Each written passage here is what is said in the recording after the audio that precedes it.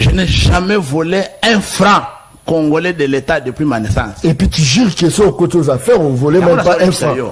Sur le petit, les lots au ministre, des vols qui toquent, tu penses que même un franc, oui, bah, Ndengabamba, voyez que, bah, Congolais, balanda kabiso, na sinaraba, mikono, nyoso, ngaba kanisa, kena mutabandundu, ndekwa fayulu. Ebele. Mais, moi, je suis kassayen. 100%. Kassayen? Kassayen. Comment ça? Mais c'est cela. Pembe la fayulu. Mais yango la tu vas pas fayulu à Tibali, yo kassayen, pembe la fayulu neli.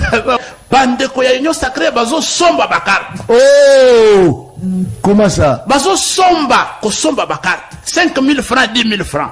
Bazo somba bakarte. Nakola kisayo, ba avocat na biso bakende ko déposer plainte. Ba militaire cité ba kandinde ko moko na talalo ya bakarte na liste azo transcrire. À partir du moment où on considère Kandeko Chilombo comme le fruit du péché originel, Ambuma et à Masumu Aliboso. Attention avec de ma qualification. Mais Naloba Kango, les soumouans les anines. Et ça, Kozanga Kotosa volonté ya peuple. Très bien. Mukolo Lambo Nabino Balandia une très grande mission la dimension ya continent d'Asie, émission Nangai, émission Nayo, émission ya population congolaise en général. Vous avez belé, vous avez osé la émission Le Peuple Parle, Tokobeta, Lisolo Etali, classement Ebima qui actuel classement FARDC Armée Nabiso Ebimi 8e, Bande Konanga Eza Lisolo Tokobeta. Est-ce que 8e ouaneza par rapport à Nini, sondage ouane salami par rapport à Nini et à l'isolo Torobeta, est-ce que ça exploité Torobeta l'isolo en amokolo ya lelo makambo tali enrôlement et ça l'isolo et actualité au Torobeta penza la kati ya plateau na biso. Je crois que Boka et Binomo que non PPRD a boycotté processus électoral et ça penza l'isolo Torobeta penza mokolo ya lelo position.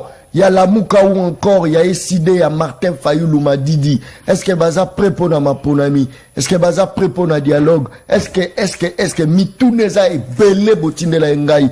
Voilà pourquoi, na Lubaki, émission Moukola Lelo, toujours yamba secrétaire général, il y a parti politique, il y a SID, il y a Martin Fayoulou Madidi, The Voice, Kitoko, Tozanaya, on a Katia Plateau, il y a émission Le Peuple Parle, il y a Moukola Lelo. Moi, na Congo Mbotenayo. Mbote ndeko nangai mbote. Bonne santé. Ça va bien John Kabamba. Nzamba Zosala grâce naye et nous continuer bitumba. Très bien. Classé 8e on a classement général. Il y a Barmé, il y a Afrique. Point de vue nayo. Bon, biso na kati ya la muka. Biso nyonso ba parti politique membre la muka. Parti na biso SID. Tolobaka mikolo nyonso que bana ya RDC batana armée ya makasi. Tozana ba officier militaire, officier de la police, officier de renseignement bien formés à travers l'académie militaire du monde. Donc l'Europe, l'Amérique, l'Asie, nos frères ont été formés. Mais le problème est ici, c'est nous les Congolais. Le problème c'est le régime politique. Donc ce qui classement est bimi, nous sommes 8e et réellement nous sommes 8e.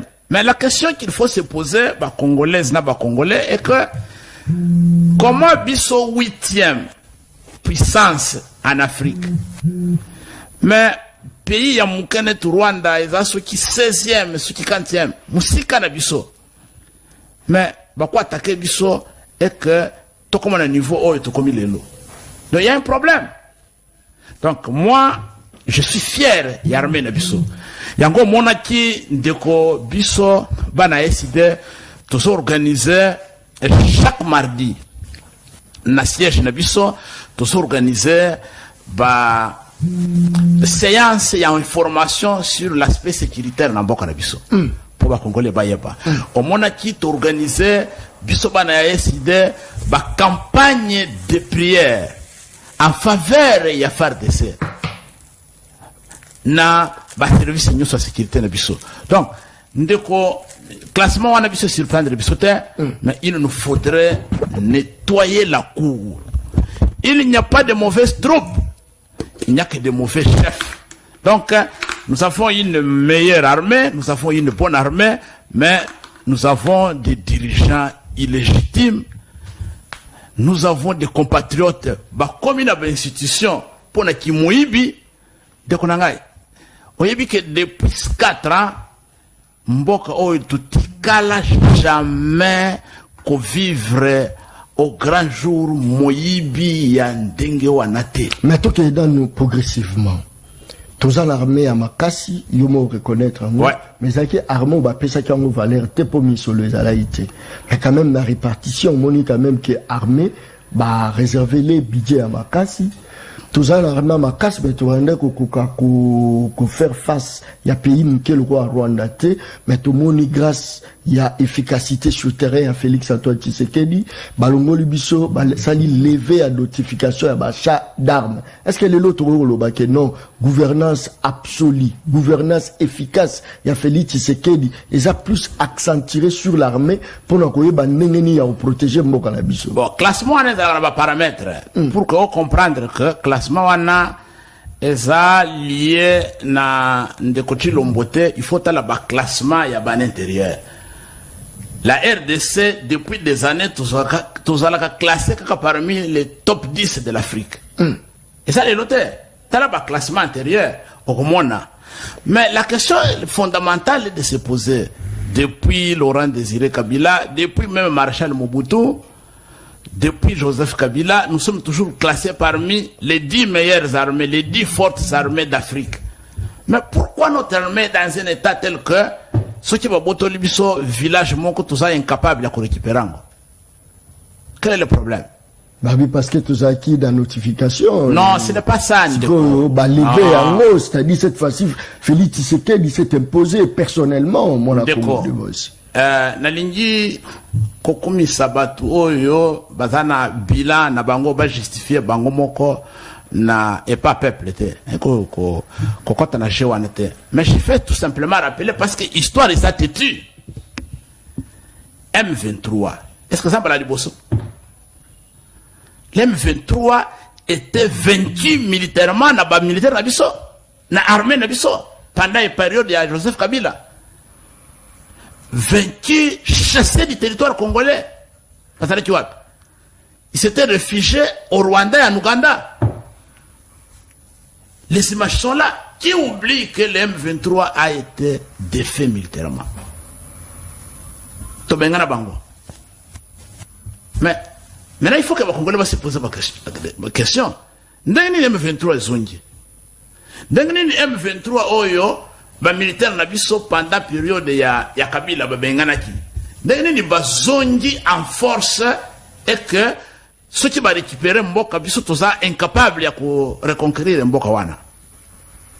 Pourquoi depuis la prise de Bunagana jusqu'à aujourd'hui bango bazo avancer kaka? Biso tozo reculer. Alors que nous sommes 8e. Le problème, mon cher ami, est dans la gouvernance de notre armée. Jamais au kozwa mboka na yo oke kotiango na munoko ya ba ennemi et puis oke ko bunda osa déjà na munoko ya ennemi azolia yo zo bundela na kati ya nzoto na ye na munoko na azolia yo zo bunda. D'accord. C'est comme si aujourd'hui fufu tena munoko oyebisa fufu yo zolia ye ke bunda obima na munoko. Non. Selon yo, cause ya guerre wanezanini, parce que tout ça l'armée forte, les lots, mindu qui togo soma mindu qui abajar nyonso ça passé par banani. D'après yo, guerre wana ezali, banani bazana simanango, est-ce que les lots, ceux qui décidé au pouvoir, Martin Fayulu m'a dit, batio ministre de la défense, politique nini vous allez mettre en place, juste pour na banguna, et ça la maloko fufu na munokote, malobonga muna. Mais d'accord, na édition que cause ya guerre oyo baso mené biso eza ebele. La cause extérieure na ba cause intérieure. Extérieure yebani que Uganda, Rwanda, ba pays wana bango balukaka mbongo oyo Tshilombo azopesa bango te. Bango balukaka minere kaka te. Non, bango balukaka kukata eteni ya mboka na biso.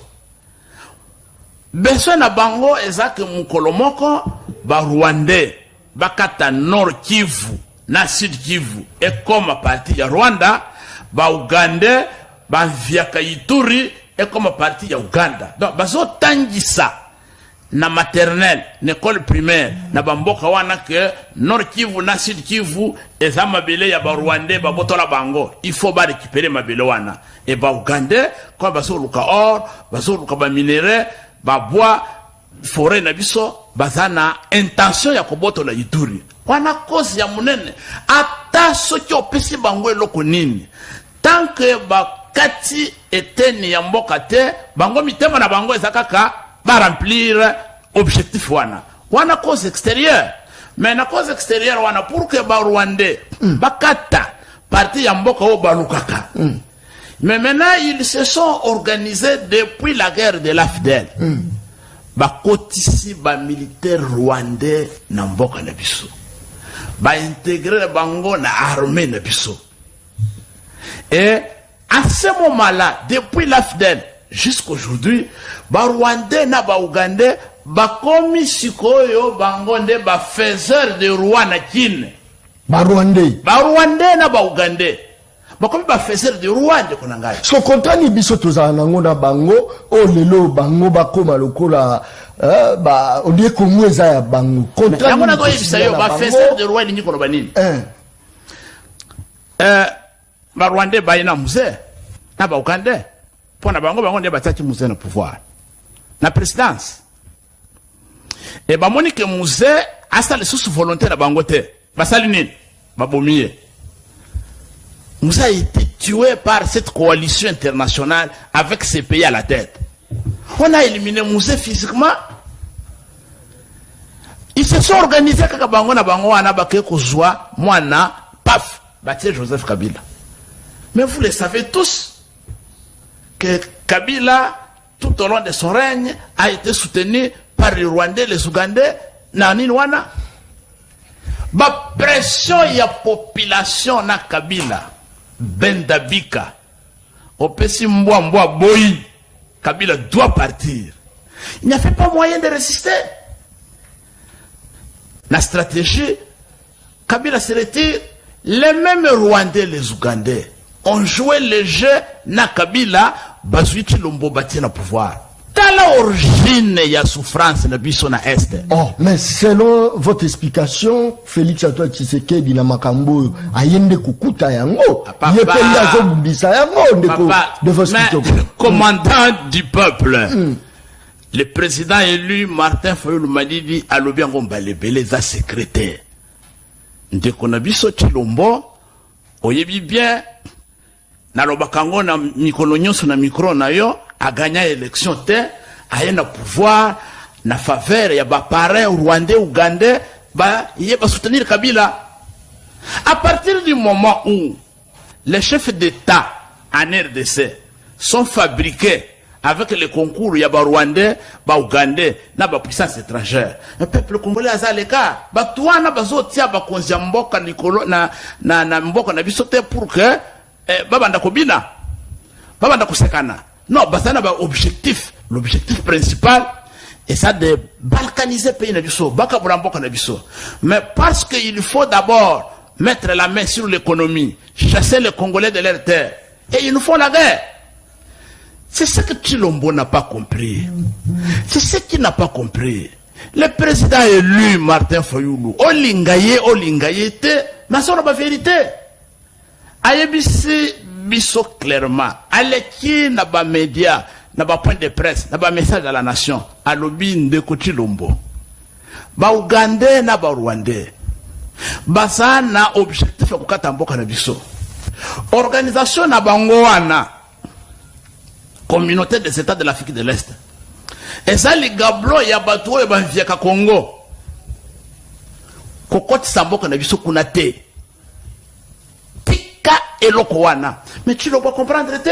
Mais yende mutune mda la déclaration chaque jour. Quand ça biso guerre eza Rwanda, président Félix Azana Kanda yekutu na Kagame eza robela te. Juste quand pour le sauver RDC. Je vais expliquer comment ça se passe. Merci. Ndeko. Président Martin Fayulu alobi. Tika ki camarade na yo na Kagame aza mutute. Tika ki camarade na yo na batwa na basa batute. Basa ba ennemi ya mboka na biso. Paul Kagame na armée na ye. Armée ya Uganda na mwana Museveni. Basa batu moko. Kosala na bango ki camarade te. Chilombo on dirait mutu moko bamvuta kiye yebo na ye Kagame de camarade. Et il nous a dit, alors très bien, que Paul Kagame c'est un partenaire fiable, son ami et frère. Ton ami et frère est un assassin ya bande konayo. Akangami na ye. Omonaki na matanga ya papa Etienne na stade ya martyr. Commandant du peuple. L'héritier idéologique ya combat ya Etienne Tshisekedi. Atelemi alobi bandeko. Na ya ata na gerbe de frères na s'incliner na depuis ya papa Etienne. Baboyi. Nanya boya. Mais Kagama ye. Est-ce que baboyi la Kagama ye. Kagama koti na stade. Tikana na stade. Toke rapidement. Kagama koti na stade. Pendant que bazo boya la mwana mboka aya na matanga. Kagama koti na stade. Yoka bandeko nanga ya IDPS. Yo nani. Obo ya Kagame ndoki. Yo na. On chante, on danse au stade pour un assassin du peuple congolais. Et c'était une honte internationale. Est-ce que ça politique était à vers Bango? Après ce que va crucifier, ne va pas crucifier. Tout ça, Hollande Bisselele, conseiller occulte privé, il y a un déco Félix Antoine Chilombo. Alobini, Chilombo a tinda qui est, comme on a Paul Kagame, a proposé ba minéré na biso, basta la ba faire, mais ba minéré wana Paul Kagame a copié Chilombo kaka, carnet ya ba adresse. Papa, Chilombo a circulé le monde entier. 283 voyages. 283 voyages. Na vu que c'est l'équipe déjà na ba oyo. Na manda moko. Abakisi mikolo. Na manda moko. Na ba voyage wana. 283 ou 85 maintenant là. Azuata adresse mon côté. Il y a un investisseur. Il y a un investisseur na ye. Kagame nda bombela kaye ba adresse. Ya kuzwa or na biso. Ya kuzwa coltan na biso. Ya kuzwa ba minerais stratégique na biso. Et ça partout na est wana okende ko proposer Kagame bo sala ba faire bo gagner gagnant au détriment ya peuple congolais juste adresse après ce baccalauréat d'adresse. Et ça ni wana c'est-à-dire que bandeko baso comprendre était importance ya makila ya ba congolais. Parce qu'à ce moment-là quand vous regardez quelqu'un, vous lui demandez le carnet d'adresse, en contrepartie vous lui donnez des minéraux. À mon avis soba. Amona yo soba. Et puis, il te prend pour un enfant. Et puis, on nous fait le théâtre auquel on est en train d'assister. Malheureusement, qui coûte la vie à des milliers de Congolais. Et nous avons plus de 6 millions de déplacés internes. Yangowana na so yebisiyon de konangai. Bitumbawana. Et ça théâtre. Entre Bakambiamboka na Kinshasa na ba gouvernement na armée. Armée ya Rwanda. Talakasi. Armée ya Rwanda na Uganda. Talakasi. Bandeko ya Kenya bayaki. Bandeko ya Kenya baye na sens na bango barobino tozo ya ko combattre M23. Et Ndeko Chilombo nous a dit ça dans une radio internationale qu'il vient les Kenyans viennent pour neutraliser l'M23. Mais c'est quoi Ndeko Nangai? Ba territoire oyo zoyo kabazo loba, ce sont des territoires libérés. Soti kaka population meti kozonga fimbu. Donc frappe. Merci beaucoup. Très bien. Je pense que Boza Penza est belé. Et au sommet na Kenya, na ba militaire ya M23 bazo s'embrasser, ba kutani, ce sont les mêmes personnes. Merci beaucoup. Je pense que Boza est belé. boza kolanda biso même na Canada na Ottawa bato baza kolanda biso baza ebele bato baza kolanda biso na Brasilia na Brésil baza ebele bato baza kolanda biso na Bogota merci beaucoup na Colombie bato baza kolanda na Mexico bato baza kolanda baza kotinda ba SMS je crois que bato baza koloba mais président de vos kitoko ayebisa biso comment se fait-il que na période ya Félix armée mati na 8e mais yaza ko déplorer que Félix aza ko sala eloko moko te on les a message à partir à Mexico mais yango na papa na yebisa kabino armée mati mais yango na yebisa kabino 8e c'est beaucoup papa eza ba effort na yebisa kayo soki obali mwasi azo kumisa yo azo kumisa ye moko que papa de nga mwasi obali na la meilleure femme qui fait la meilleure sauce mais bana na yo moko bozo konda na ndako c'est que sauce ya mwasi wana ezana mobali mususu ali akango on comprend comment ça mais ya yebisa yo mwasi amikumisaka na bet na lamba ka TikTok bele na ngai moi tout ça mais moi mobali na bana bazo konda ya lamba ka TikTok développant ngona mais c'est que moi si na yo wana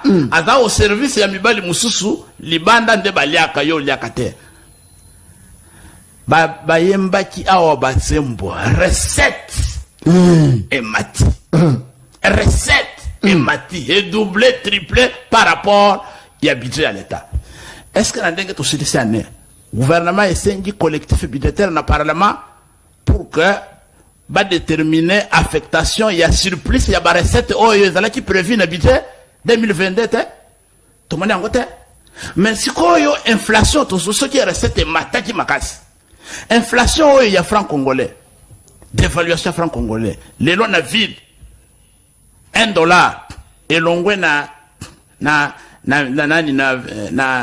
1900 2000 et comme na 2300. Donc, si tu as $10, on te donne 23 000 francs. Et regardez la vitesse de l'inflation. C'est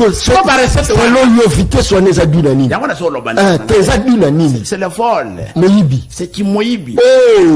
Na yebisa yo que ba régime oyo eleki ya Mobutu ya Kabila babanda ko yiba tuzo yoka ba yiba ki 100 000 ba yiba ki 50 000 oyo ba frappeur Chilombo na bango soki a beti million mon Congo non million wana ça ta 1 million te non 5 millions 10 millions 57 millions 15 papa ata so ki ali bazoli ya nguba mutu ayo kala kaye mawa omone eloko ekamusinga ayo la nyoso te nyoso pamba omone eloko ekamusinga ndeko na très bien omone eloko ekamusinga na banoko yoka ke bayibi 5 millions ezalaki affecté na projet moko awa na Kinshasa bayibi 5 millions 15 millions ezalaki affecté na Katanga nakanisa bato oyo bazoyiba mbongo parce que ba projet wana ezo considéré ba province mususu mais loko ekamusinga ndeko na ngai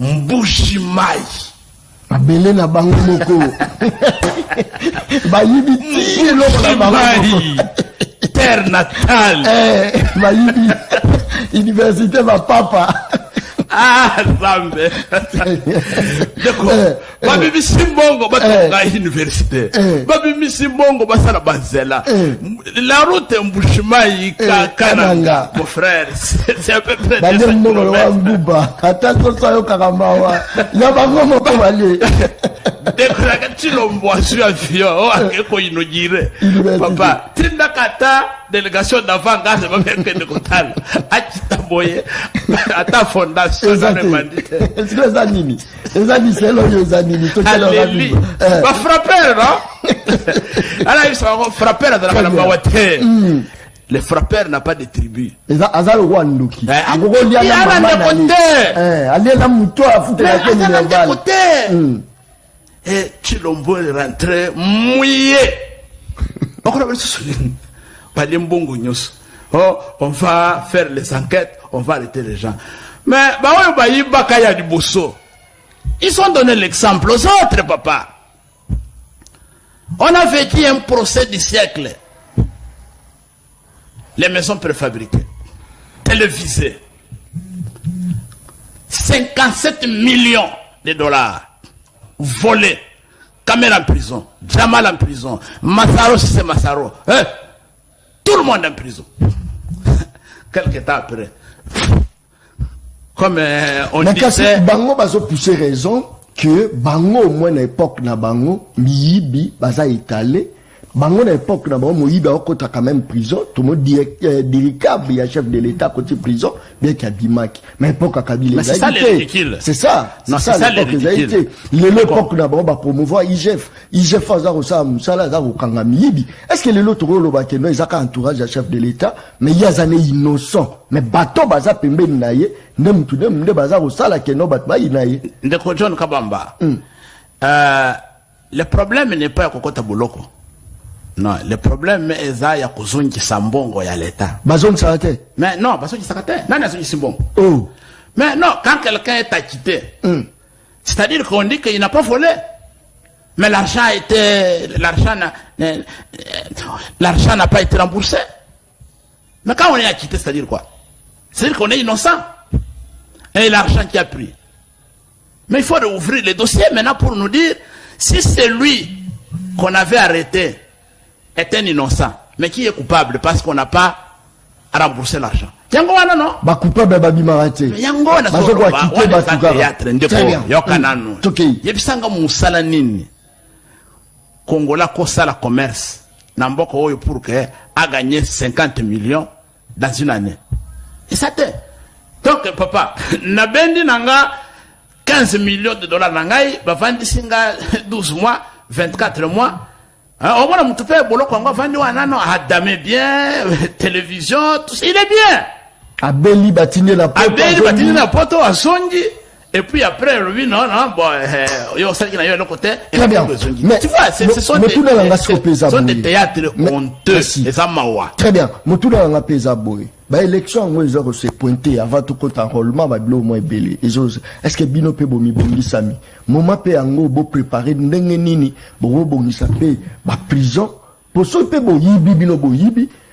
Ba côté on a prison. Prison pesa na ba hôpital ya bien ba soigner bino. En fait soko yibi ata paupière a pas me sali au pasi. OK bo senga te ke no ba ke bo soigner na France. Est-ce que bozako se préparer pe comment gérer la RDC ou soit binope bogoya ko apprendre pendant que bozala katia pouvoir. D'accord, on m'a tokanda kina kisangani. To sali congrès ya SID. Na congrès wana to bimisi document moko to bengi manifeste de Kisangani. Ezali programme ya gouvernement na biso bana ya SID. Oyo lobby ce qui commandant du peuple a récupéré pouvoir oyo bayibaki ba congolais, il a se manifeste ce programme oyo to identifier 18 défis ba défis oyo eza ezo kitisa mboka na biso na se eza 18 to identifier otoko appliquer to sali un programme élaboré to gérer mboka yango wana biso to zoloba tout ce qu'on est en train de faire comme théâtre là. Et le cognon c'est de la canne bandeli et de la capé na sukanango.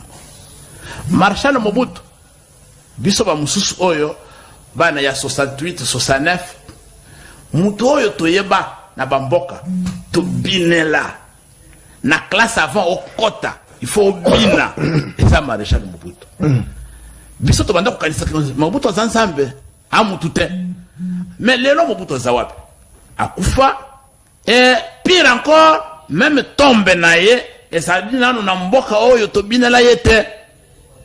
Après Laurent Désiré Kabila koti na ba Rwandais to moni tout puis accueilli Joseph Kabila koti 18 ans de règne. Il a régné na moni bande kumsusu babanda ko kanisa ke Kabila komi Kabila seko pendant 18 ans. Mais les Congolais se sont levés. On a eu beaucoup de morts pour mettre fin au régime Kabila. Les Congolais bakufi Kabila accueilli. Et avant Kende a même le biso Chilombo. Mais c'est-à-dire quoi? Chilombo n'est pas éternel. Il va partir et il partira. Besoin souhaiter départ na Polonais. Et là on est justifié que Azana Yiki. Et là on a dit mandat Wazanango, mandat Moïbi, n'a jamais gagné les élections. Nous ne pouvons pas accepter pour notre fierté. Très bien. Je suis resté les mêmes défauts Kitoko que tu as connus pendant 5 ans. Je n'ai pas changé de langage. Et le donc, nous ne pouvons pas accepter qu'un pouvoir usurpé continue au mépris et à volonté à peuple. Et le il y a mis balai incompétence. Oh, toi. Oh. Dans tous les domaines. Toko kendena yo na seni ota la makambo leka. Makambo leka. La corruption généralisée. Avec un accent particulier, l'augmentation du montant de vol. Oh, ressusciter la caisse, mais augmentation. Il y a augmentation. Chaque année, expérience. Les recettes ont augmenté pour leur famille. Oh. Les recettes ont augmenté pour leur famille, pas pour les Congolais qui souffrent. Attitude d'une population face, il y a Miyibi. Attitude. Parce qu'on dirait, et comme on est bon, il y a famille. C'est-à-dire, au Bétra, il y a 57 millions. Millions, hein. Après, tu as gagné beaucoup. Yo sur mon gouvernement, azoïba les personnes vivant avec handicap. Gouvernement à travers le monde. Tu voles l'argent d'une personne vivant avec handicap qui a besoin de votre assistance. Non, bayibi. Mais justice c'est Zaliti. État de droit. Justice, état de droit. Ouais. Il y a Zembo. Oyo zana manifeste à Kisangani. Comme prérequis. Avant toute chose, nous allons instaurer un véritable état de droit. Yango de ko s'occuper na bamiyibi bazanga bolingo, bazanga mawa. Oyibi opération babengi ram. Na mineur atiakalar na yoba yiba na mineur omoni mwana na yo na ba vieillard na ba personne vivant avec handicap na kati ba yibi ils sont volés plus de 400 millions de dollars. C'est comme bino politique nini boko sala pour arrêter Moyibi. Mais biso très bien. Politique biso to sala. C'est clair. Nous allons instaurer un état de droit avec une véritable justice non instrumentalisée. Au moins jamais dans le gouvernement de Bisson note circulée ou bien instruction que non condamné John Kabamba parce que Monique John Kabamba kozala candidat na élection présidentielle ou bien élection législative nationale condamné tout ça la boye. Non, nous ne pouvons pas faire des choses comme ça. La justice sera indépendante, la justice sera autonome, impartial au service de la vérité. Et c'est cette justice-là qui va faire le travail. Je vois mon frère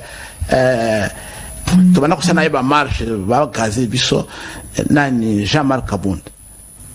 Il est là-bas à Makal. Mais la justice a dit quoi? Pourquoi il y a un résident surveillé? Et comme que résident surveillé est à Makal. Makal est un résident Yamout. On va surveiller. Mais pourquoi il est là-bas? Parce qu'il y a un homme qui a dit, laissez-le là-bas. Il faut souffrir.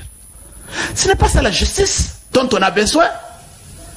Et une justice où vous vous réveillez le matin, il y a un voleur, il vole l'argent, et puis bâtir comme on a listé aux grâces présidentielles. Comment vous pouvez gracier un voleur qui n'a pas remis l'argent dans les caisses de l'État? Donc, il n'y a pas 36 solutions. Ce n'est pas le président élu Martin Fayulu qui va se mettre à dire la justice n'a place il y a un juge. Non, il est question de mettre les juges dans des conditions de travail normales et que laisser faire la justice. Les institutions doivent fonctionner, mon frère. Et là, quand on dit séparation des pouvoirs, il faut ça là. La séparation des pouvoirs des atteints. Tout ce qu'il y a comme responsable, les Bangonios sont responsables des 3 pouvoirs classiques. Tous. Très bien. Sont comme les femmes dans la chambre à coucher de Chilombo. Merci qui beaucoup. Peut ouvrir sa bouche. Merci. Na opposition et l'obélé dans Kitoko, devant Kitoko. Ouais. Mais au pouvoir, et comme à Moussoussou.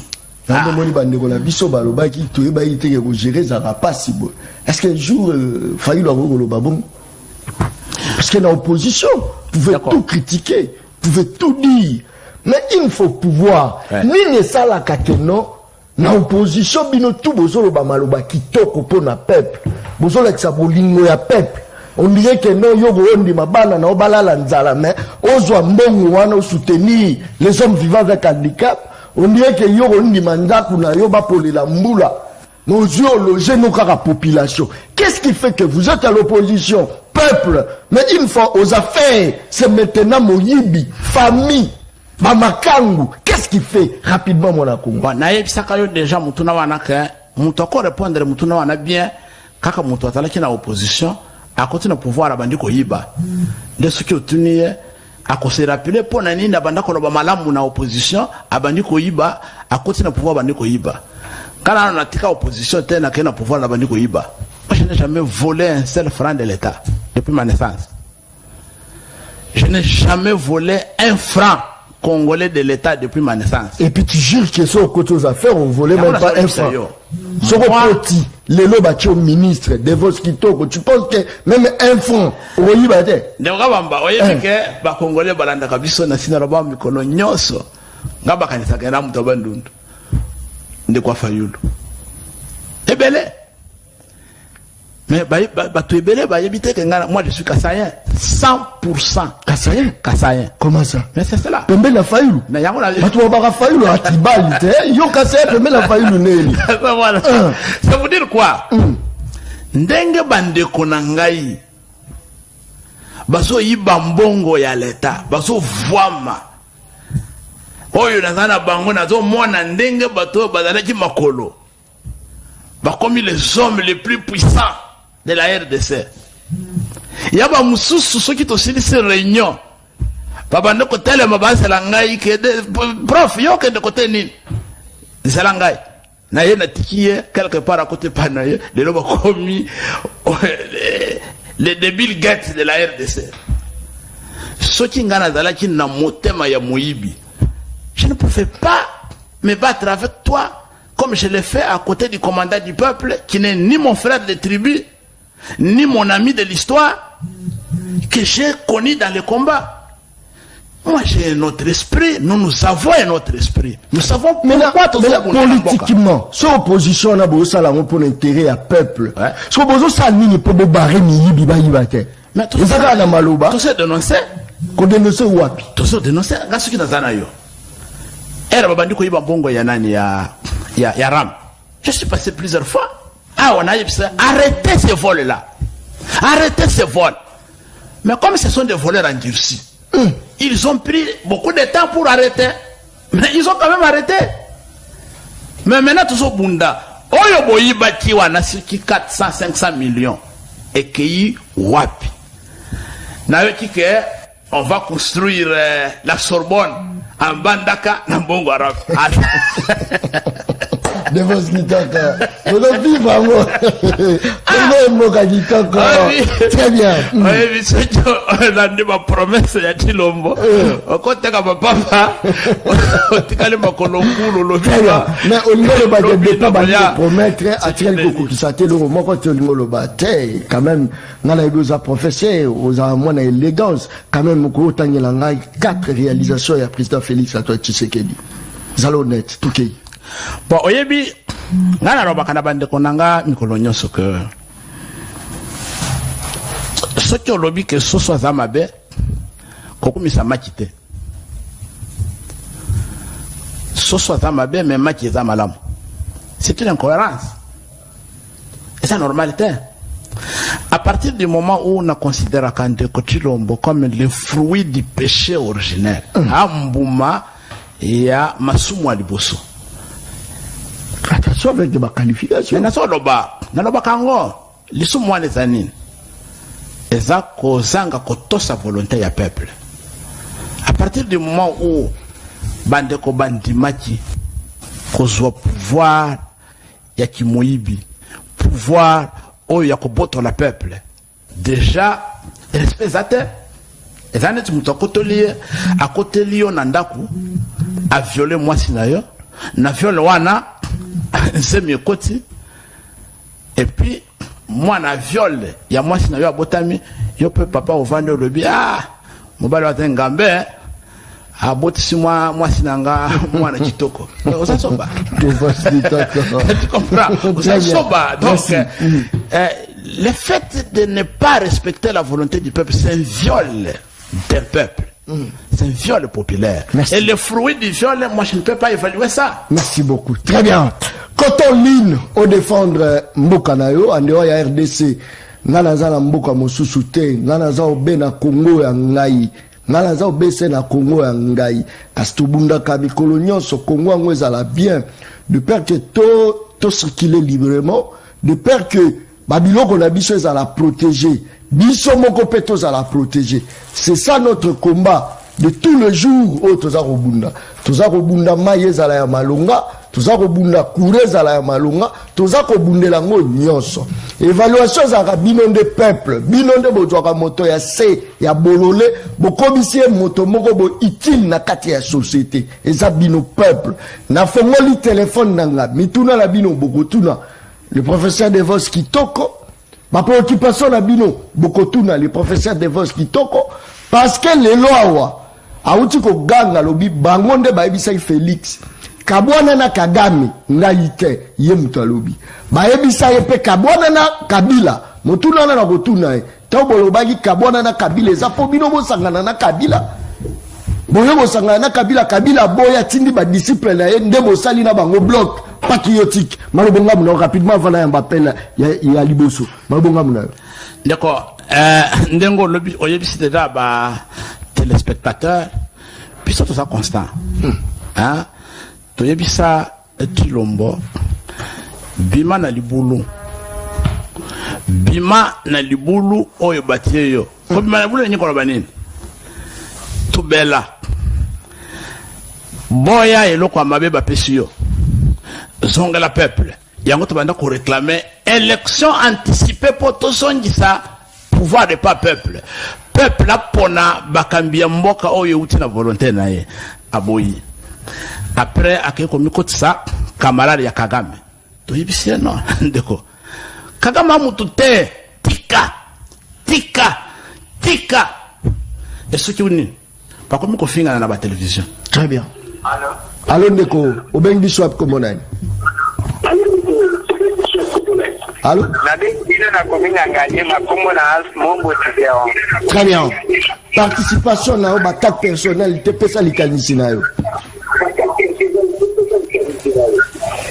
Bon, d'abord, nous allons féliciter le professeur Devos Kitoko pour ma intervention. Mais seulement, nous avons comme un peu comportement, il y a acteurs politiques et surtout les leaders politiques, pas se basant à constance. Les lois, tout le monde a déjà décidé, soit c'est una alliance, na ensemble, soit na Kabila, parfois, bon, on ne sait pas. Détermination à Bangwell. Très bien. Merci beaucoup. Je pense qu'ils appellent à Montuna. Très bien. Ils appellent à Montuna. Ils sont lopés à trio. Il y a Bossangani, trio Matata Pognon, trio Docteur Mukwege. C'est pour quelle finalité? Bon, d'accord. Tout ça en face. Tout ça en face. Il y a violation, il y a Mibe Koboka. Violation, il y a constitution de Bissau. Mépris, il y a ma procédure. Mépris, il y a tout. Les leaders politiques qui ne partagent pas ce qui se passe font une déclaration commune pour dire tout ça contre Ndenge Seni ou en en place. Tout ça contre loi électorale Ndenge Bosaliango. Tout ça contre cour constitutionnelle Ndenge Zawana et sont rassurés bisouté.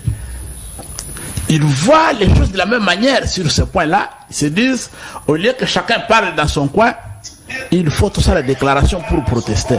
Mais ça n'a rien à voir avec... Alors bonjour. Alors, Ndeko Ben Bissouap Komonani.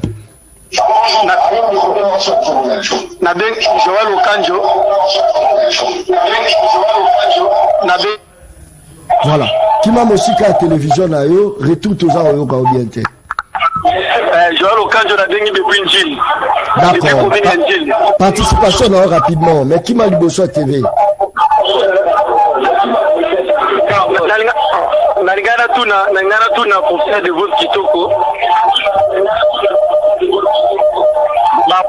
basangani tomoni président Martin Fayulu asangani na docteur Mukwege na Matata Mponyo mais pourtant président Martin Fayulu azali parmi batu oyo banaye kodefendre biloko bazodefendre lelo ya mabe ezali Matata Mponyo basala yango déjà alors lelo tomoni Martin Fayulu asangani na Matata Mponyo akoenseigner biso nini biso pepe Congo. Merci. Botelemeli Moyibi, ouais. Mais Bosangani na Moyibi akala. Mais Bosale le côté. Mukangalozo. Martin Fayulu a ça clair. Oh. Martin Fayulu a ça clair. La justice et la véritable justice doit faire son travail. Il n'appartient pas à Martin Fayulu de commencer à arrêter les gens ou à faire ceci ou cela. Non. La déclaration. Non, mais des amis. Comment tu peux être ça clair? Tout celui qui a volé les biens et l'argent de l'État doit répondre devant la justice. Il n'y a pas autre chose. Mais maintenant là, si la justice est dans les mains des individus, n'est pas juste. Nous défendons l'instauration d'un état de droit. Un point très. Ndeko, moutoua kanisate que ceux qui ont eu le lot pembene ya Martin Fayulu, nakati ya Lamuka, nakati ya Eside, c'est-à-dire que mabe oyo sala esa effacé. Non, vous allez répondre vous-même devant la justice. Très bien. Alors Ndeko Bengi soit commandant.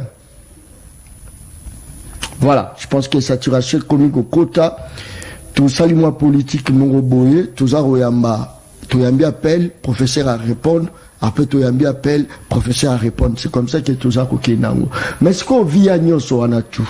Via Maramunyo, surtout, ils ont roulé cas. Ils ont pena motuno, on a eu pena la tuna, pour se solisanga, bien. Alors, de Koben Bissop, comme on a. John Kabamba, bonjour. Congo. Papa Roger. Oui, au Benguiso. Très bien, participation. Bon, na sepeli po yo lembakate mituna na yo intelligence nzambe apesa yo na ebite so boza ebele na mboko yo. Merci. Mboko ko kende liboso. Merci. Même ba politicien ndenge tuna prof. Lelo azoloba ndenge wana ndenge ba Felix bana koloba bana kopinga kabila akokoma pe bakokoma place wana ekomi o Chilombo bebisa mboka. C'est pourquoi biso toye moyen to sala bola mwezate po nyoso ete mais tomona te kabila ta mokolo moko aloba Mobutu abebisa Kingandi abebisa olie bo sala musala oya keto corriger bakoya na discours kaka babana koyiba ba 1000 bakomi koyiba ba million bango be bakoyiba ba milliard ekomi wote ndenge zamboye tukutake mboko deja bino moko boye bakike bamboke komi comme tozongi na nyongo tunaye comme tozongi régime ya zongi sibiso na nyongo so ya 8 milliards sibako expliquer biso ka non il fallait to futana na dette extérieure to sidi saboye yango tozolo ba ke ba opposant koloba obtuni yo mutuna ya bien que lelo est-ce que bino pe bokobanda oloba biloko wana te ke bozana ba discours kitoko na opposition mais tango okuta na pouvoir ekomi biftec ekomi ba cortège na banine papa nzambe asipambo na yo na mituna yo tuna à répondre mituna wana bango pe bakoyiba te mais bakoyiba kolelaka te donc tozomona ke ba politicien bazosala biso ka kopakola mafuta. Merci. Merci. Mais au contraire, merci. Merci beaucoup. Très bien. Merci beaucoup. Oyebi, papa, merci mingi na intervention na yo. Na sina loba mikolo nyos. Biso tokozwa pouvoir tokoyiba misolo à l'état te. biso tokozwa pouvoir pour que totonga mboka totia véritable état de droit na utiko personne ndakisande ko nangai aujourd'hui soki na lingi na zwa poste na sada bandeko ba camarade ebele badana pouvoir bandeko ya lamuka bandeko tozalaki na bango na combat na papa Etienne bango nyonso to sololaka tokutana kana sina yebisa yo awa on se comprend. Soki na lingaki que musolo kaka pona zwa mbongo mbelenga na zana opposition te. Merci beaucoup. Donc biso tous a besoin to tonga mboka. Merci. Bandeko wana bazo yiba parce que bakotaki na pouvoir la kimoyibi. Très bien. Balobi remaniement eza pour bientôt. Mais comme on a eza circuler na 4 personnes morobona ndenga kati. Combo ils ont aussi filé. Là il a couru à bomba terre. Ce qui est là population à Monica na RDC na RTNC plutôt. Babandi ko tanga ba combo. Batangi combo à divorce qui toko. Peuple ça na oni. Mais d'abord il faut na rassurer hésitation population. Il faut na rassurer population congolaise. Les lots na 13h30 ce qui na longwe awa nazo kota directement na base na biso ya SID na kanluka nazwa enrôlement nazwa carte d'électeur na ibisa ba congolais carte d'électeur eza munduki munduki na ngai carte d'électeur yo pe papa mama bilenye zwa munduki na yo kende na position de tir tous de la le 22 décembre 2023 beta ba miyibi na mutu. Mais attention, ceux qui balata tibal, ndenge balata bi na 2018 boko la Congo. Est-ce stratégie on les amis 2018 ba miyibi basala kibiso surprise. C'était une surprise. Personne ne pouvait s'imaginer que Kabila a besoin de Moutoyi de Pessatien à pouvoir. Oh, peuple Moutavota qui m'en a très bien. C'était une surprise. 2023. Moi, je vais m'enrôler parce que la Mouka a levé l'option de participer aux élections. Toutes les élections. Ntuna kimi yango ha kombo zeko circuler wana za information à ma possession balobi kombo na yo zotangama ministre de l'économie les akotangama très bien. Je ne sais pas, je vois des choses qui circulent dans les réseaux sociaux kombo kitoko tantôt ceux qui mine tantôt boye aba biloko ya bana bazo s'amuser na nini wana. Moi je ne serai jamais ministre de Tulombo jusqu'à aux élections. Je vais participer aux élections. Nazo bomba image yo hein. Bomba image. Parce que bilo ma politique attention de vos s'il vous plaît, retirez yango. Non, na retirez. Retirez yango za la confirme. Il a félicité. Serai jamais ministre de Tulombo dans ce mandat volé.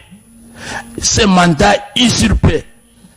Ce mandat qu'il exerce en violation et à volonté du peuple. Je ne serai jamais son ministre jusqu'au 20 décembre 2023. Tout cas, ma ponami et puis tout voter président Yassika que je souhaite que Eva la matin Fayoulou m'a dit. Moi, je ne serai, je te l'ai dit, je ne serai jamais ministre de Tulombo dans ce mandat volé. Très bien. Nikambozate. Naboyi tanga obimiso ministre. Ou benginga o John nazala paquet na effacer mission ngala ko parole d'honneur. Très bien. Parole d'honneur. Ça c'est très bien. Merci beaucoup. Je pense que non enrôlement déjà Tobé taper les solo enrôlement rapidement parce que toujours qui est déjà là aussi. Naza oyamba appelle la bino les solo enrôlement et puis en même temps PPRD a boycotté processus électoral. Vous partagez même avis. Biso to lever option. La coordination des opérations électorales de la Mouka. Kowel, un cycle. Coordination ana tout sala point de presse il y a 2 jours. Option il y a la Mouka et que tu kende maponami. Na sina yebisa yo déjà na kombo ya SID. Awa na lubiango na compte ya la Mouka. Parce que SID est un parti membre de la Mouka. biso bana lamuka tokokende maponami et tozo bunda na ko dénoncer tout ce qui ne marche pas pour que maponami wana ezala malamu. Et mot d'ordre na biso est clair, mukolo ya maponami le 20 décembre, parce que pour na biso Tshilombo tana un jour te ya glissement, pas un jour na ibisa yo faut batuyo so baya bango Tshilombo ta même pas un jour et bon mo soka glisser de l'urbanisme toko sala tout na peuple congolais toko tellement au vivre ango Tshilombo doit être chassé après mandat na ye. De fait ce qui sont est-ce que c'est intimidation que mais na ja ibisa yo non pour ma ponamé ça la bien il faut comment intimidation c'est que pour ma ponamé ça la bien il faut qu'a failli l'unda ma président. Non, je ne dis pas ça. Pour ma ponamé ça la bien il faut que président Kobima a outa na volonté ya peuple. Ce que ceux qui Félix a outi la volonté à peuple européen. Mais ceux qui dans la transparence dès que tous single dans la transparence et que Tshilombo peuple congolais a voté mandat ya du bosso ya vote. Et bien, tout s'incliner. Et à ce moment-là, ceux qui t'ont dit que tous à la coalition gouvernementale, Moko, n'a condamné à la ministre, il y a Tshilombo, ceux qui a gagné l'élection dans la transparence. Et que peu parti n'angaï, coalition n'angaï, bandimi tous à la coalition, plateforme n'angaï, bandimi tous à la coalition. Je serai ministre de Tshilombo. Mais tout ça rappelé, Babilo Moïse circulé que Martin Fayoulou, a zoko côte sa audience pour écouter un président Félix Antoine Tshisekedi. N'a la niveau malade joango. Parce que na yo ki ango mingi. Félix nda zako boya. Mais Fayoulou azako poussana. Azako tinda batu. Tout le monde a dit ba olenga nkoi. Ba keko bonde la président Félix Tshisekedi. Ba tindi batu belé. Ba zoko taka butu. Oh, Fayoulou azako tinda. Yo za secrétaire général. Ya parti SID. Population azako landangai. Dérangement leki. Balobi Fayoulou a commis na souka. A commis ko luka ko sangana tana Félix pose au moment ko battre ta campagne parce que ko battre campagne c'est pas facile. Bato bana ko financer ba Moïse Katumbi Chapwe, ba Adolphe Mozitu, parce que sous na yete. Na ngina so précision population zolanda. D'accord. Il y a 2 ans bande comme sous to la kina bango na muka to pekisa ki bango bokende de loko wana te. Là ko pola. Deuxième grossesse du couple FCC cache. Bandima qui pisote. Et là tout ça wapi. Au moment où il dit moi bato bazo qui va sauter na bâton et ont coulé, yo kende ko kota na bato wana. Oh. Est-ce que c'est normal ça? Est-ce que les gens savent la valeur et l'importance ya combat ya commandant du peuple? Au moment où baoyo bayoka qui était pas passer raison bazo kima. Tout le monde est en train de sauter dans ces bâtons-là. Et bateaux-là, tout ça n'a eu au moins d'ici mois de mai, juin. C'est une affaire qui est en train de couler. Il faudrait que les Congolaises et les Congolais savent que depuis le 24 janvier 2019, Mokolondeko, Tshilombo, Asalaka, prestation de serment, Oyele Kaka Nakao, Akoyaka. Depuis Mokoloana, Tilelo, commandant du peuple à Salaka, na revendication Moko. Il faut que les parties prenantes à la crise se réunissent. Les parties prenantes ne finissent pas Félix. Les parties prenantes sont au nombre de 4. La Mouka, les FCC, l'Union Sacrée et la société civile. Tout sangana. Sous la supervision des médiateurs neutres pour que Toloba, Mboka Nabiso et Sokende. Les pays en train de partir. Ah ok, c'est Bobando Luka na forme wana. Mais non, Félix na forme wana. Les pays en train de partir. Nous avons dit, il faudrait, écoutez rapidement. Nous sommes notre combat c'est quoi? C'est lequel? Nous réclamons le consensus. Consensus sur les réformes institutionnelles. Consensus sur les réformes électorales. Consensus sur les Nikoloba. On va d'ailleurs trouver consensus. Non, il faut les partis prenants. Félix fait partie des partis prenante. Très bien. Allons de Kobeng Bissot Komodani. La bengi bino na niveau makala comme on a monsieur Jojo nous avons un procès boy. Ata biso que est-ce que Madia Fayoulou non Mozitu bakaboni baka asema na Lamuka bon est-ce que Madia Fayoulou Batangani, Bakagan, l'impeccable, la politique, déjà, le coup déjà. Ou bien, Israël. Merci beaucoup. Réponds, ok, rapidement. Ok. À tous les ceux qui Martin Fayulu na Muzitu. Bazaka ensemble to bakabani. Faut Muzitu pour que toi bête bloc na bino nini o bosali à trio. Est-ce que Bouzakaka? Non, le trio n'est pas la Mouka. Non, que non. les gens ne confondent pas. Non, bino na Muzitu. Ouais. Relation zanengeni. Ah, mais là, c'est un Mouzito est acteur politique, Martin Fayulu est acteur Et politique. Bazaki ba mapasa. Non, Campagne. pas de Mapassa. Il Martin a eu Fayulu n'est des pas. noms. Non. Le commandant du peuple n'est pas ne fait pas partie d'un couple de jumeaux. Non. Il est le représentant de l'expression de la victoire d'un peuple. Bazaki soit ensemble était. Non, moi je n'ai pas dit ça. Je n'ai pas dit ça. J'ai dit tout simplement que Martin Fayulu n'est pas en couple homosexuel avec qui que ce soit. C'est un acteur. Ok, ma bien. Pas en couple homosexuel.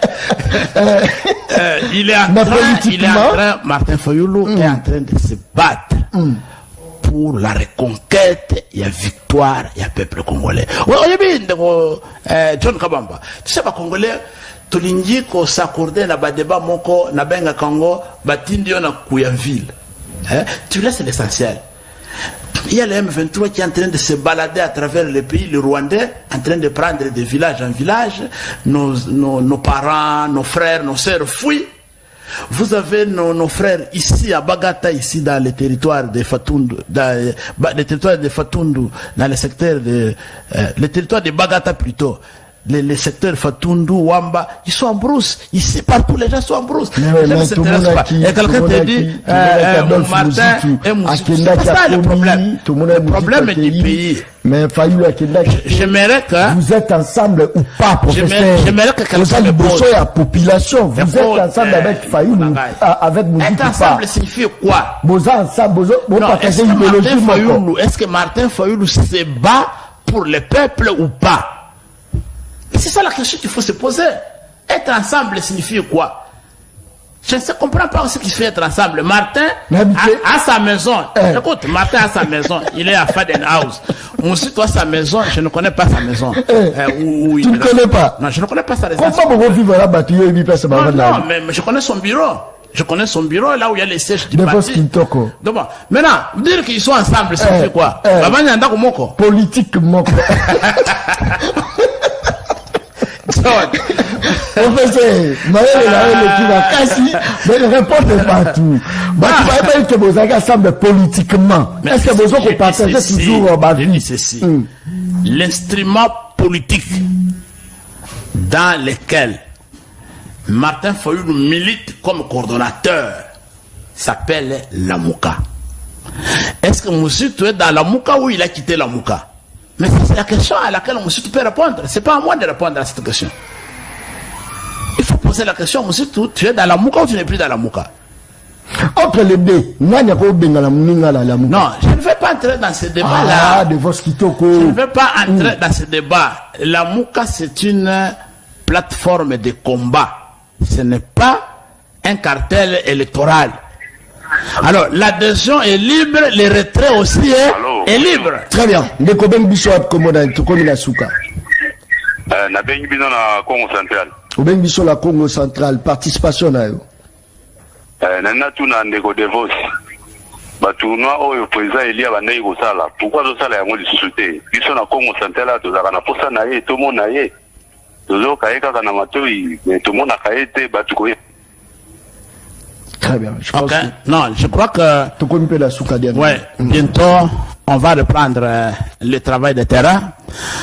C'est ça qui va tourner dans Grand Équateur, dans Grand Bandundu, et puis après, il fallait tout continuer Congo central, tout à Grand Kassai, avant d'aller dans les provinces de l'Est. Mais le commandant du peuple avait interrompu Batourné Wana parce qu'il avait un agenda pour l'Europe et les États-Unis. Maintenant, à Zondi Namboka, tout s'est préparé pour que, après enrôlement, tout reprendre Batourné Wana. Très bien. Allons de Koben Bishop Komonen. Allô? Oui, Koben Bishop. Ouais. Allô? Oui, nazo karoki ma musika télévision na yo, zo retour na téléphone. D'accord, on a posé une question à Ngaï. Bon, c'est quoi le président Fayulu, projet de société pour Nabiso RDC? Parce que tout le monde a regardé que oui, propagande des autres, ma communauté des autres, ma n'engue salima autrefois. Bon, cette fois-ci, projet à société pendant les Alakanini.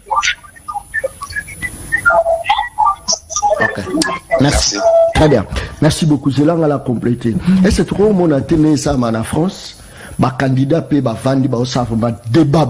Est-ce que vraiment Fayulu face à Félix Tshisekedi comme candidat débat tout autour il y a Moka? Est-ce que Fayulu sera capable de répondre face à Félix Tshisekedi ndeko devostito ko toko minasuka? Ndeko toko minasuka mais to lobeli makambo ya Harold Matin. Toujours continuer. Continuer en opéra wana 5 minutes ndeko zo citer. Projet de société à commandant du peuple et un projet de société à SID. Tobenjango investir dans les citoyens pour développer la RDC.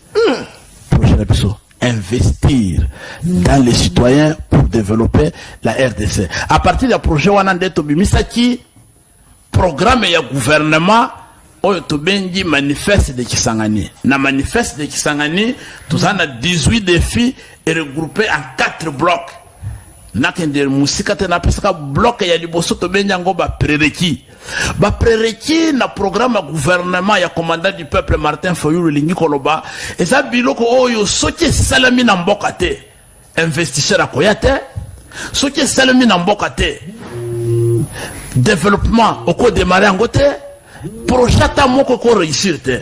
Ba prereki wana commandant du peuple à lobby avant to banda makambu nyonso il faut d'abord un état de droit. Un état de droit. Pas ya zembo. Oya commandant koyemba état de droit, état de droit, état de droit ya chef de l'état, état de droit ya chef de l'état te. État de droit eza mboka oyo là où tous les citoyens sont en dessous ya mibeko. Biso nyonso na se ya mibeko. Il faut état wana tout instaurer yango et redonner confiance et valoriser le peuple congolais. Après tout ça, intégrité territoriale et mboka na biso. Nous devons à tout prix assurer l'intégrité du territoire. Bakoko batiki la biso Congo mobimba. 1960 tous indépendance. Ba frontière oyo batiki la biso. Nous devons protéger ces frontières là. On ne peut pas accepter qu'on perde 1 mètre carré. Yamboka na biso. Et nous devons pacifier tous les pays. Les lobakulu na bakomi bazo sala loi na mboka na biso. Vous avez des quartiers awa tosana pigeon, soki okiti na Lubudi. Awa nangalia mo kiti na Lubudi bakoyebisa yo que bakulu na ya côté ya Bakongo, balingi bakulu na ya côté ya Bayaka. Et ça c'est quoi ça dans la ville de Kinshasa? La pacification totale ya mboka na biso. Tout ça na gouvernance intègre.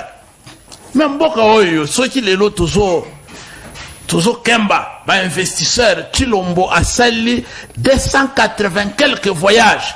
Ata kambiste moko ya poto ayena mboka te. Et ça pona ki moyibi. La gouvernance intègre. Ndima quand même. Donc, enrôlement, et bandai déjà. Tout le monde professionnalisme. Oeza Rosalama pour batouazoa. Bakate. On a fait quand même les progrès. Parce que soit enrôlement, bandai gité. Cas de votre fito, quoi. N'a pas silika. Parce que PSAP quand même. Félicitations à Debi. Namoni le roi Ndegola Bisso. Oeza Rokamba Seni. À la Kisibino que non. Volontaire pour organiser l'élection. Oeza la transparence et ali de votre fito. Biso a besoin d'une élection transparente. Parce que tu as vu que le peuple congolais a zela vengeance contre Bamiyibi ou Bayimilia qui est le 30 décembre 2018. Vous ne pouvez pas appeler un peuple sous la pluie, sous le soleil, aller voter et confisquer sa souveraineté. Baso zela bango. Et on va manœuvre nyonso wana ya enrôlement wana ezole ka otolo bela sikoyo. ba manœuvre nyonso wana peuple congolais a déterminé. Manœuvre? Oui, ba manœuvre. C'est belé. Manœuvre nini? Donc, au moins, il y a 3 jours, aux Alaki, na point de presse à la Mouka. Avant ça, na se passe, commandant du peuple à cette conférence, à la qui tableau à l'appui, l'opérationnalisation, il y a préparation, il y a fraude électorale. Comment on peut sous-évaluer, effectif, sous-enrôler, enrôler, tout mouké, dans la province où ils sont favorables dans l'opposition, et qu'on gonfler, effectif, dans la province où Monique, l'union sacrée, à ça un peu favorable. Le président Martin Fayoulou, le commandant du peuple, a démontré ça. Si quand on vivre en terrain, d'accord. Nous avons la candidat député national à Wanalukunga, na compte ya SID. Mais nous avons mis en place un comité, il y a commission, il y a coordination, il y a opération, il y a contrôle, coordination, il y a opération, il y a enrôlement, il y a la Mouka. On a fait le recensement, d'accord. Awa kaka nangalia, parce que nous n'avons pas le temps na ligno, tout ça na eu émission mobimba na la qui s'en détaille comment kadima na bureau bazo préparer fraude électorale. Dans ce cas exemple ka yangaliam. Nangaliam on a retrouvé 5 catégories de bureau de vote. Bureau de vote il y a du bosso, et ça 8 centres, et ça na cartographie mais ils ont fonctionné. 8. N'a pas publié liste. 8 centres. Et ça, la cartographie, bien écrit, mais ça fonctionne. Attends, comment ça na quantité. La personne qui a dit ça, la cartographie, il y a Seni. Vous allez trouver centre la sagesse à na place commerciale, Nangaliam. Kende. Et ça, la cartographie. Ni personnel, ni machine.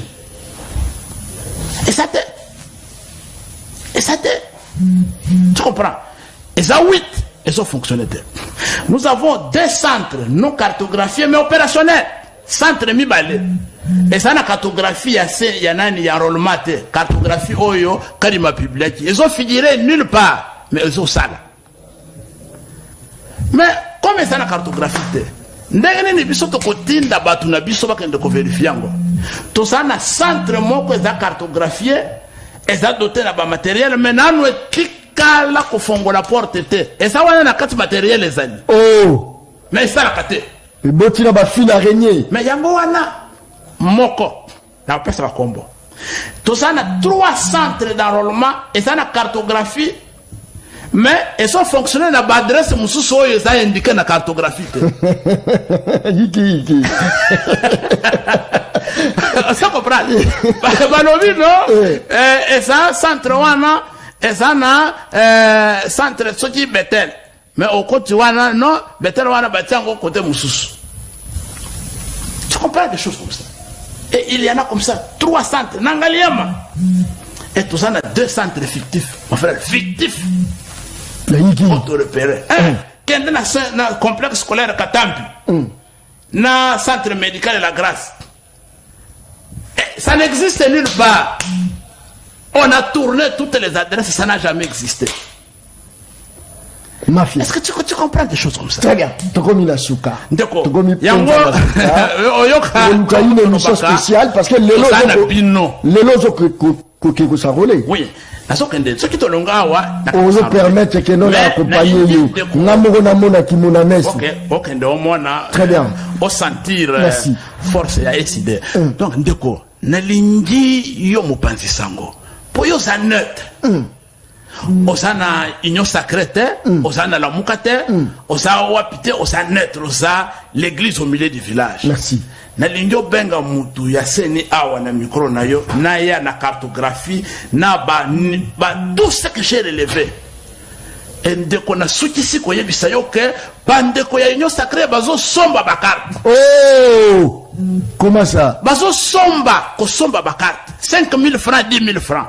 Bazo somba ba carte.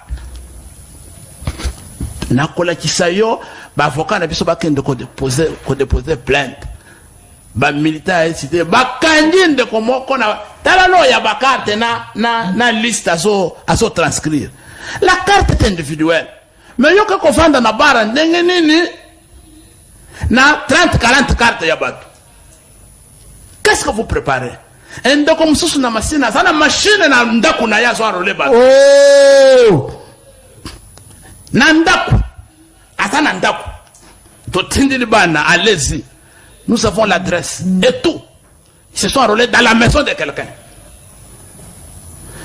Tout ça, c'est quoi? Est-ce que Kadima a le nombre exact de machines qui circulent? Mais, nous n'avons pas besoin de danser ça, mais ça peuple, bon, ça enrôler, ton qu'une élection. Au moins, tu peux jouer le jeu, car moi, bande ko ya union sacrée. Basalaki makambo moko ya komeka donc ko sala neti to sala ka bango ya biloko potopoto ya buzoba parce que bayebi que Martin Fayulu la logique na ya kuboya. Omoni o PPR na sali. Bango bana ko s'attendre na PPRD te. Bana ko s'attendre na lamuka. Kito ko boya.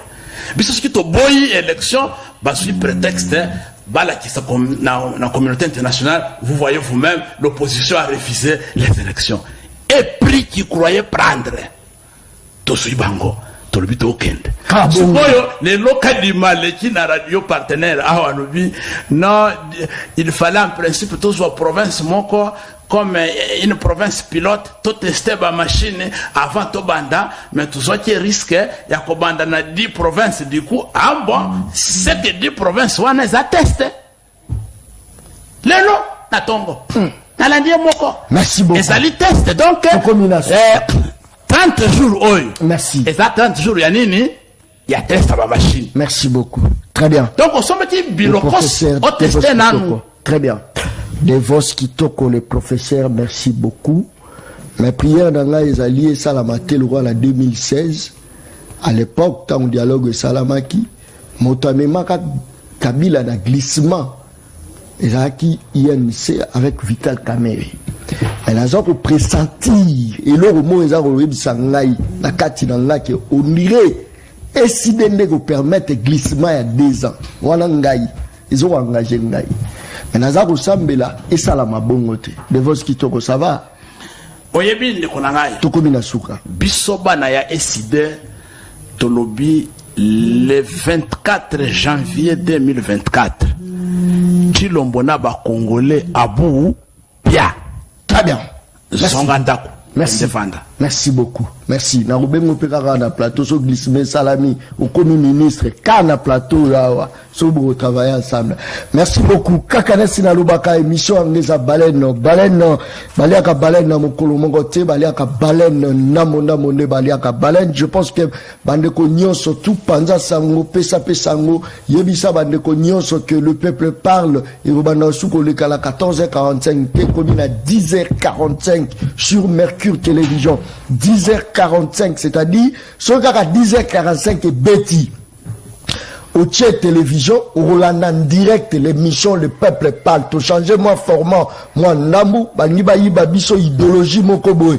Na web sabino peuple, pourquoi tout changer bongo? Na web sabino biso ne ba kolo stratégie, biso ne ba te belé ba na ba 14h 15h, et ça fait mutaro kolanda te, ba bazala misala misu bazo zonga zonga. Biso ne to zongi si ba tout tiba émission comme 12h 13h 14h, c'est parce que moi John Kabamba mutu na mema ki stratégie wala. Ce qu'on a zongi qu'on a 10h45 boza la penza branché bo bisa bandeko so bo moni na 15h réseau ko le gâté c'est-à-dire a bandaki na déjà na 10h à silisi na a qu'est-ce qu'on contrôler na ba entreprise publique poisson moyibe eza ko salama na ko kota la ba ministère na la kisabino place milibe eza ko salama ngana ko sala donc na ba poko la zo tante ce qu'il faut quitter na tongo pour la joie ya investigation bana ya Congo na kola kisabino moyibi na kola kisana ba image très bien Beni Kesita merci beaucoup régisseur ya Mercure Télévision Yemutazali na ben vitré merci beaucoup Beni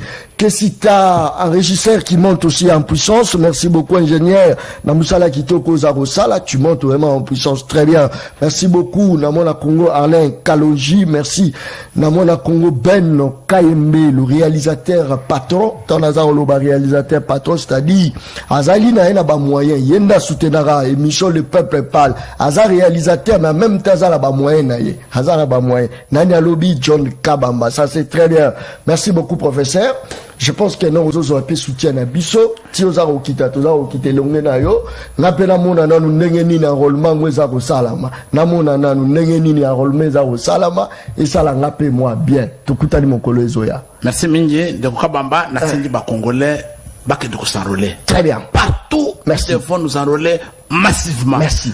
Contre Bamibi Mundu qui en tant que citoyen est à carte d'électeur. Merci. Le 22 décembre 2023, Beta et puis la Lisa Bango. Très bien. Il y a un patriote compétent qui s'appelle le général-major Kasongo Kabwiki. Nakola Kisabino ba élément, na la kaibino ba élément, il y a ndengeni ba école les arotonga mana mupompa, école sili na mupompa, na kanange sili plus de 7 écoles. On a senaki, nakola Kisabino vraiment ba image na preuve à l'appui. Tant mutazo salama kambo ya bien. Na John Kabama na ko hésité te pour la Kisango, le général-major Kasongo Kabwiki. En tout cas, félicitations à eux. Merci aussi, parce que ce Moyibi, Azokangama, ce qui m'a solo Moyibi, Zako Betama, Lelo, Montonio, Soto, Ebi, Kembo, Zako Koufa pour la Moyibi.